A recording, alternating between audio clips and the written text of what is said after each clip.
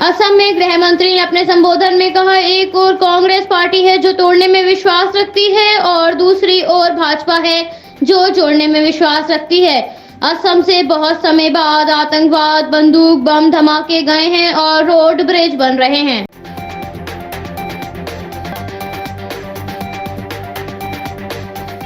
पश्चिम बंगाल की मुख्यमंत्री ममता बनर्जी पर हुए कथित हमले पर चुनाव आयोग ने ममता पर हमला की आशंका को खारिज करते हुए कहा, हमले की कोई सबूत नहीं है, इसलिए ये एक हादसा था।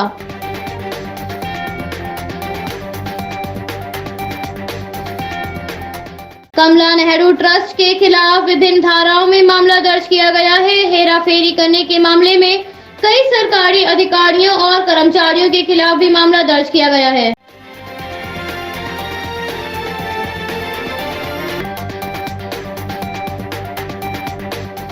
सोनभद्र में उत्तर प्रदेश के मुख्यमंत्री ने कहा, राज्य सरकार सोनभद्र जिले में एक नया मेडिकल कॉलेज की स्थापना करने जा रही है।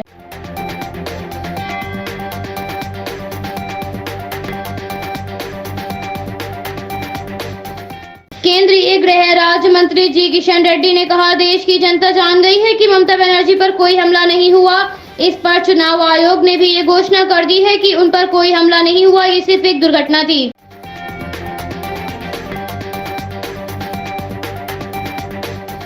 केरल कांग्रेस अध्यक्ष मुल्लापल्ली रामचंद्र ने केरल विधानसभा चुनाव के लिए कांग्रेस के 86 प्रत्याशियों की सूची जारी की और कहा, हमें पूरा विश्वास है कि हम इस चुनाव में जीत हासिल करेंगे।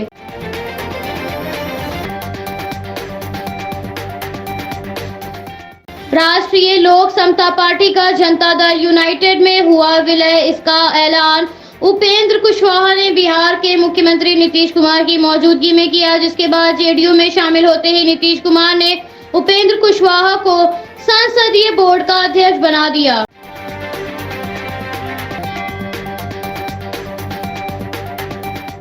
भारत में किसान आंदोलन के दौरान हुए कथित दुर्व्यवहार की जांच कराने के लिए यूएन पर आयोग गठन करने के लिए भारत में प्रतिबंधित खालिस्तान समर्थक आतंकी गुट सिख फॉर जस्टिस $10,000 यानी लगभग 7 लाख रुपए देकर दबाव बना रहा है, जिसकी पुष्टि खुद संयुक्त राष्ट्र के मानव अधिकारों के हाई कमिश्नर के प्रवक्ता ने की है।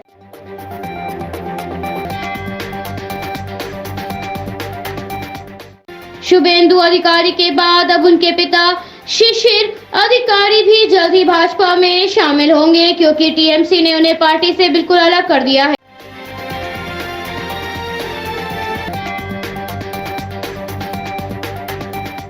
उद्योगपति मुकेश अंबानी के घर के बाहर विस्फोटक से अधिकार मिलने के मामले में आरोपी पुलिस अधिकारी सचिन वाजे को 25 मार्च तक एनआईए की हिरासत में रखा जाएगा, जिसका फैसला सचिन को एनआईए द्वारा कोर्ट में पेश करने बाद लिया गया।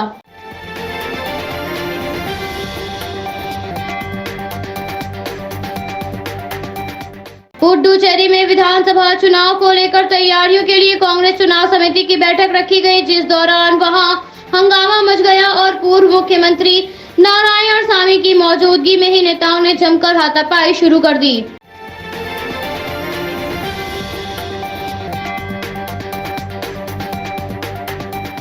भाजपा के राष्ट्रीय महासचिव अरुण सिंह ने भाजपा के पश्चिम बंगाल चुनाव के तीसरे और चौथे चरण के लिए 63 उम्मीदवारों की सूची जारी करते हुए कहा, इस बार केंद्रीय मंत्री बाबुल सुप्रियो भी विधानसभा चुनाव लड़ेंगे।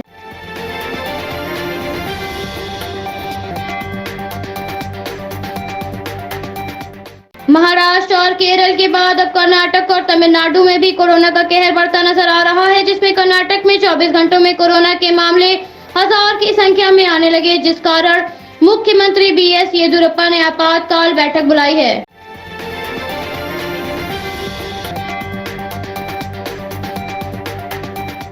चुनाव आयोग ने विवेक सहाय को सुरक्षा निदेशक के पद से हटाया और उन्हें निलंबित किया। चुनाव आयोग ने कहा, Z+ प्रोक्टी की सुरक्षा के लिए सुरक्षा निदेशक के रूप में अपने प्राथमिक कर्तव्य निर्वाह में विफल रहने के लिए 1 सप्ताह में उनके खिलाफ आरोप तय होना चाहिए।